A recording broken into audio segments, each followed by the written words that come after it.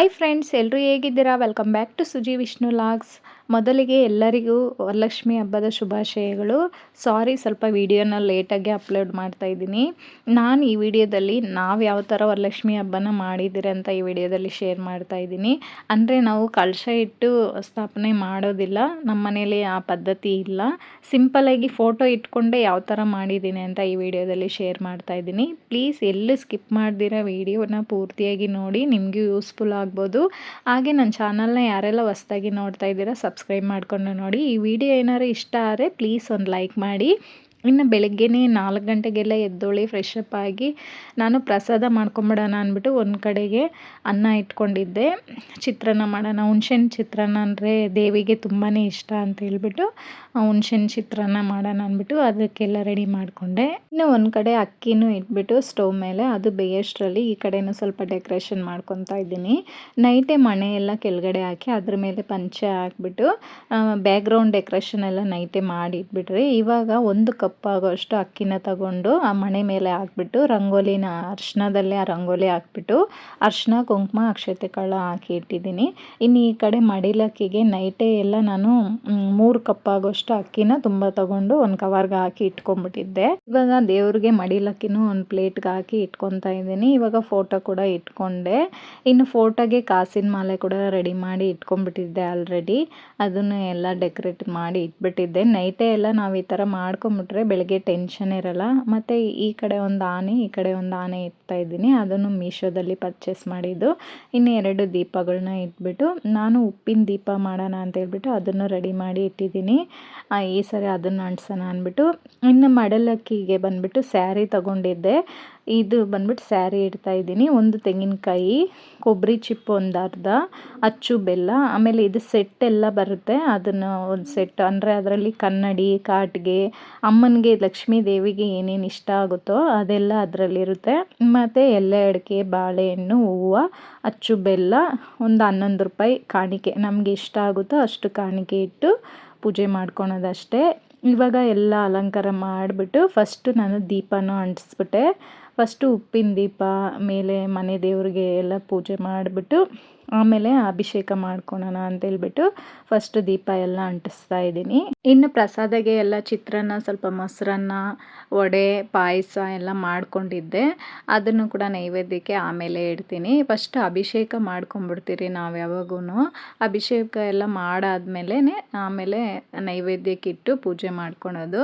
First ನಾವು ಏನೇ ಕೆಲಸ ಮಾಡಬೇಕಂದ್ರೂ, ಯಾವುದೇ ಪೂಜೆ ಸ್ಟಾರ್ಟ್ ಮಾಡಬೇಕಂದ್ರೂ ಅರ್ಶಿನದಲ್ಲಿ ಗಣಪತಿನ ಮಾಡಿಬಿಟ್ಟು ಫಸ್ಟು ಗಣಪತಿಗೆ ಪೂಜೆ ಮಾಡಬೇಕಂತೆ.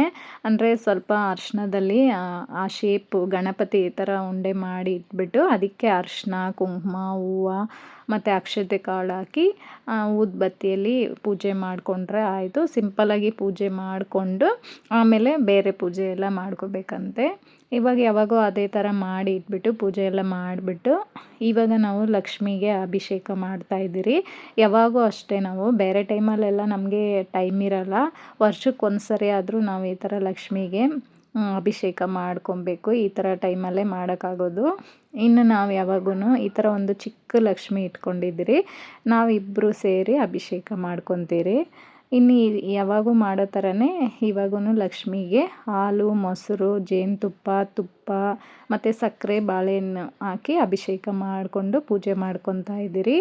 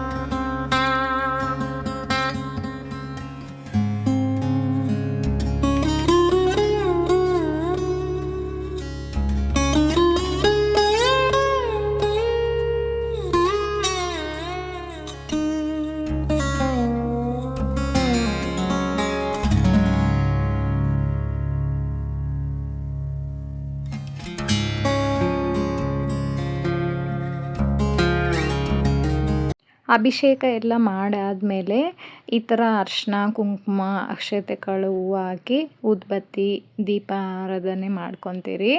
ಈ ಥರ ಸಿಂಪಲಾಗಿ ಇಬ್ಬರು ಸೇರಿ ಪೂಜೆ ಮಾಡ್ಕೊಳೋದು ತುಂಬಾ ಖುಷಿಯಾಗುತ್ತೆ ನನಗೆ. ಇವಾಗ ಈ ಥರ ಎಲ್ಲ ಮಾಡಿಕೊಂಡು ಲಕ್ಷ್ಮಿಗೆ ಚಿಕ್ಕದಾಗಿ ಅರಿಶಿನ ಕುಂಕುಮ ಇಟ್ಟು ಮಾಡ್ಕೊತಾ ಇದ್ದೀನಿ. ನಮ್ಮ ಮನೆಯಲ್ಲಿ ಬಂದುಬಿಟ್ಟು ಲಕ್ಷ್ಮಿ ಕುಣಿಸೋ ಪದ್ಧತಿ ಇಲ್ಲ, ಅಂದರೆ ಕಳಶ ತೆಂಗಿನಕಾಯಿ ಇಡೋ ಪದ್ಧತಿ ಇಲ್ಲ. ನಮ್ಮ ಅತ್ತೆಯವರೆಲ್ಲ ಮನೇಲಿ ಆಗಿ ಬರಲ್ಲ ಅಂತೇಳ್ಬಿಟ್ಟು ಅವರು ಮಾಡೋದಿಲ್ಲ.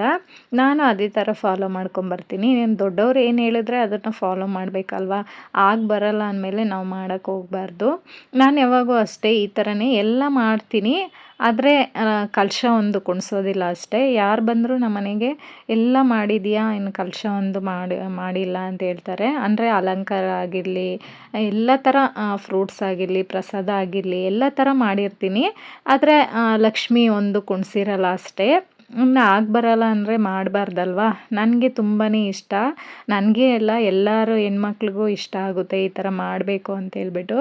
ನಾವು ಕಲಶ ಕುಣಿಸ್ದಿರ ಇರೋರು ಕೂಡ ಅಲಂಕಾರ ಮಾಡ್ಕೊಬೋದು, ಎಲ್ಲ ಥರ ಪೂಜೆ ಮಾಡ್ಕೊಬೋದು, ಆದರೆ ಕಲಶ ಒಂದು ಕುಣಿಸ್ಬಾರ್ದು ಅಷ್ಟೇ.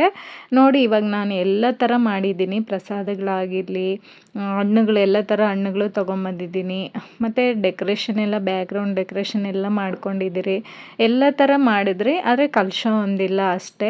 ಇವಾಗ ಇಬ್ಬರು ಸೇರಿ ಪೂಜೆ ಕೂಡ ಮಾಡ್ಕೊತಾ ಇದ್ದೀರಿ. ಇನ್ನು ಲಕ್ಷ್ಮೀ ದೇವಿಗೆ ಏನೇನು ಇಷ್ಟ ಆಗುತ್ತೋ ಅದೆಲ್ಲ ನೈವೇದ್ಯಕ್ಕೆ ಇಟ್ಬಿಟ್ಟು ಹಣ್ಣುಗಳಾಗಿರಲಿ ಎಲ್ಲ ಥರ ಹಣ್ಣುಗಳು, ಮತ್ತು ಮಡಿಲಕ್ಕಿ ಇಟ್ಟಿದ್ದೀನಿ, ಎಲೆ ಅಡಿಕೆ ಹೂವು ಎಲ್ಲ ಅಲಂಕಾರ ಮಾಡಿಬಿಟ್ಟು ಸೆಂಟ್ರಲ್ಲಿ ಲಕ್ಷ್ಮೀ ವಿಗ್ರಹ ಇದೆ ನೋಡಿ, ಅದನ್ನು ಕಾಸಲ್ಲಿ ಈ ಥರ ಡೆಕೋರೇಷನ್ ಮಾಡ್ಕೊಂಡಿದ್ದೆ. ಸುತ್ತು ಹಣ ಇಟ್ಬಿಟ್ಟು ಚಿಲ್ಲರೆ ಇಟ್ಬಿಟ್ಟು ಅದ್ರ ಮೇಲೆ ಒಂದು ಕಪ್ಪಲ್ಲಿ ಅಕ್ಕಿ ಹಾಕಿ ಲಕ್ಷ್ಮೀನ ಕುಣಿಸಿದ್ದೀನಿ. ತುಂಬಾ ಚೆನ್ನಾಗಿತ್ತು ನೋಡೋದಕ್ಕಂತೂ. ಈ ಥರ ನೋಡಿ ಸಿಂಪಲ್ಲಾಗಿದ್ರು ಗ್ರ್ಯಾಂಡಾಗೂ ಇದೆ, ಲಕ್ಷ್ಮೀ ದೇವಿನ ಕುಣಿಸೋ ಥರನೇ ಇದೆ. ತುಂಬ ಚೆನ್ನಾಗಿತ್ತು, ಎಲ್ಲರೂ ತುಂಬ ಚೆನ್ನಾಗಿ ಮಾಡಿದ್ದೀಯ ಅಂತ ಹೇಳ್ತಾಯಿದ್ರು. ಅದೇ ನಮಗೊಂದು ಸಂತೋಷ ಆಗುತ್ತೆ. ಇನ್ನು ತೆಂಗಿನಕಾಯಿ ಎಲ್ಲ ಕ್ಲೀನಾಗಿ ಹೊಡೆದಿತ್ತು, ಎಷ್ಟು ನೀಟಾಗಿ ಹೊಡೆದಿತ್ತು ತೆಂಗಿನಕಾಯಿ ಹೊಡೆದ್ಕೊಟ್ಟಿದ್ರು. ರೌಂಡಾಗಿ ಅದೇ ಶೇಪು ಎಷ್ಟು ಚೆನ್ನಾಗಿ ಹೊಡೆದಿತ್ತು. ಯಾವಾಗ ತೆಂಗಿನಕಾಯಿ ಹೊಡೆದ್ರು ನಮಗೆ ಈ ಥರ ಬರಲ್ಲ, ಈ ಟೈಮಂತೂ ಕ್ಲೀನಾಗಿ ರೌಂಡಾಗಿ ಹೊಡೆದಿದ್ರು. ನನಗಂತೂ ತುಂಬಾ ಖುಷಿ ಆಯಿತು. ಇನ್ನು ಮಂಗಳಾರತಿ ಎಲ್ಲ ಮಾಡಿಕೊಂಡು ಪೂಜೆ ಎಲ್ಲ ಮುಗಿಸ್ಕೊಂಡ್ರಿ. ಇನ್ನು ಎಲ್ಲರನ್ನೂ ಕರೆದಿದ್ದೆ ಹಬ್ಬಕ್ಕೂ ಕೂಡ. ನಮ್ಮ ನಾದಿನಿಯವರು, ವಾರ್ಗಿತ್ತಿಯವರು ಎಲ್ಲರೂ ಬಂದಿದ್ದರು. ಎಲ್ಲ ತುಂಬಾ ಸಂತೋಷ ಆಯಿತು ಅಂತಲೇ ಹೇಳ್ಬೋದು ನನಗೆ. ಇನ್ನು ಮಡಿಲಕ್ಕಿ ನಾವು ದೇವ್ರಿಗೆ ಇಟ್ಟಿರ್ತೀವಲ್ಲ, ಅದನ್ನು ಬಂದುಬಿಟ್ಟು ನಾನು ಯಾವಾಗೂ ನಮ್ಮ ಮನೆ ಹೆಣ್ಮಗಳಿಗೆ ಕೊಡ್ತೀನಿ. ಅಂದರೆ ನಮ್ಮ ಹಸ್ಬೆಂಡ್ ಅವ್ರ ತಂಗಿ ನಮ್ಮ ನಾದಿನಿಗೆ ಕೊಟ್ಬಿಡ್ತೀನಿ. ಅವ್ರಿಗೆ ಅರಿಶಿನ ಕುಂಕುಮ ಕೊಟ್ಟು ಆ ಸ್ಯಾರಿ ಎಲ್ಲ ಯಾವಾಗೂ ಅಷ್ಟೇ ವರ್ಷಕ್ಕೊಂದ್ಸರಿ ಅವ್ರಿಗೆ ಸ್ಯಾರಿ ತೆಗ್ದು ಈ ಥರ ಮನೆ ಹೆಣ್ಮಕ್ಳಿಗೆ ಕೊಟ್ಟರೆ ಒಳ್ಳೆಯದಂತಾರೆ. ಇನ್ನು ಅವ್ರು ಬಂದಿಲ್ಲ ಅಂದರೆ ನಮ್ಮ ತಂಗಿ ಅವ್ರಿಗೆ ಕೊಡ್ತೀನಿ. ಯಾರಿಗಾರು ಒಬ್ರಿಗೆ ಈ ಥರ ಮನೆಯವ್ರಿಗೆ ಕೊಟ್ಟರೆ ತುಂಬಾ ಒಳ್ಳೆಯದು. ನಾನು ಯಾವಾಗೂ ನಮ್ಮ ನಾದಿನಿಗೆ ಕೊಡ್ತೀನಿ ಇದನ್ನು. ಇನ್ನು ಪೂಜೆ ಎಲ್ಲ ಮಾಡಿಕೊಂಡು ಪ್ರಸಾದನೆಲ್ಲ ದೇವಿಗೆ ಅರ್ಪಿಸ್ತಾ ಇದ್ದೀನಿ. ಈ ಥರ ಪೂಜೆ ಮಾಡಿಕೊಂಡ್ರು ನೆಮ್ಮದಿಯಾಗಿ ನಾವು ಮಾಡೋ ಪೂಜೆನ ಮನಸ್ಸಿಟ್ಟು ನೆಮ್ಮದಿಯಾಗಿ ಮಾಡಿಕೊಂಡ್ರೆ ದೇವರೇ ನಮಗೆಲ್ಲ ಇದು ಮಾಡ್ತಾರೆ, ಆಶೀರ್ವಾದ ಮಾಡ್ತಾರೆ. ನಮ್ಮ ಕೈಯಲ್ಲಿ ಎಷ್ಟಾಗುತ್ತೋ ಅಷ್ಟು ಅಲಂಕಾರ ಮಾಡಿಕೊಂಡು ಭಕ್ತಿಯಿಂದ ಪೂಜೆ ಮಾಡಿದ್ರೆ ಸಾಕು. ನಮ್ಮ ಮನೇಲಿ ಇರೋದ್ರಲ್ಲಿ ನಾನು ಯಾವ ಥರ ಮಾಡ್ಕೋಬೇಕು ಅಂದ್ಕೊಂಡಿದ್ದೆ ಆ ಥರ ಸಿಂಪಲಾಗಿ ಮಾಡ್ಕೊಂಡಿದ್ದೀನಿ. ನಿಮಗೆ ಇಷ್ಟ ಆದರೆ ಒಂದು ಲೈಕ್ ಮಾಡಿ ಕಮೆಂಟಲ್ಲಿ ತಿಳಿಸಿ ಯಾವ ಥರ ಮಾಡಿದ್ದೆ ಅಂತ. ಇನ್ನು ಪೂಜೆ ಎಲ್ಲ ಮಾಡಾದಮೇಲೆ ಈ ಸ್ಯಾರಿ ಬಂದುಬಿಟ್ಟು ಸಿಂಪಲಾಗಿರೋ ಸ್ಯಾರಿನೇ ಕಟ್ಕೊಂಡಿದ್ದೆ ಬೆಳಗ್ಗೆ. ಇನ್ನು ಈವ್ನಿಂಗ್ಗೆ ಸ್ವಲ್ಪ ಬೇರೆ ಥರ ಸ್ಯಾರಿ ಕಟ್ಕೊಳ್ಳೋಣ ಅಂದ್ಬಿಟ್ಟು ಸಿಂಪಲಾಗಿ ಕಟ್ಕೊಂಡಿದ್ದೆ. ಇನ್ನು ಈವ್ನಿಂಗ್ ಎಲ್ಲ ಮತ್ತೆ ಪೂಜೆ ಎಲ್ಲ ಮಾಡ್ಕೊಂಡಿದ್ದೆ. ಆ ಹೂವು ಬಂದುಬಿಟ್ಟು ಒಂಥರ ಬಾಡೋದಂಗೆ ಆಗಿತ್ತು. ಇವಾಗ ಸ್ವಲ್ಪ ಆ ಹೂವನ್ನು ಚೇಂಜ್ ಮಾಡಿಕೊಂಡು ಮತ್ತೆ ಎಲ್ಲ ಪೂಜೆ ಮಾಡಿಕೊಂಡೆ ಸಂಜೆ. ಇನ್ನು ನಮ್ಮ ನಾದಿನಿಯವರು ಎಲ್ಲ ಬಂದಿದ್ರಲ್ಲ, ಎಲ್ಲರಿಗೂ ಊಟ ಎಲ್ಲ ಮಾಡಿಕೊಂಡು ಮತ್ತೆ ಎಲ್ಲ ಫೋಟೋಗಳೆಲ್ಲ ಹಿಡ್ಕೊತಾ ಇದ್ರಿ.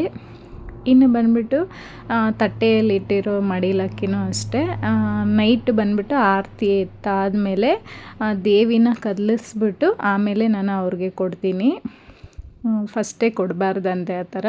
ಪೂಜೆ ಎಲ್ಲ ಆದಮೇಲೆ ಆರತಿ ಎಲ್ಲ ಬೆಳಗಾದ್ಮೇಲೆ ಲಕ್ಷ್ಮಿ ಹತ್ರ ಇಟ್ಟಿರೋ ಮಡಿಲಕ್ಕಿನ ನಾನು ಅವ್ರಿಗೆ ಅರಿಶಿನ ಕುಂಕುಮ ಕೊಟ್ಬಿಟ್ಟು ಕೊಡ್ತೀನಿ.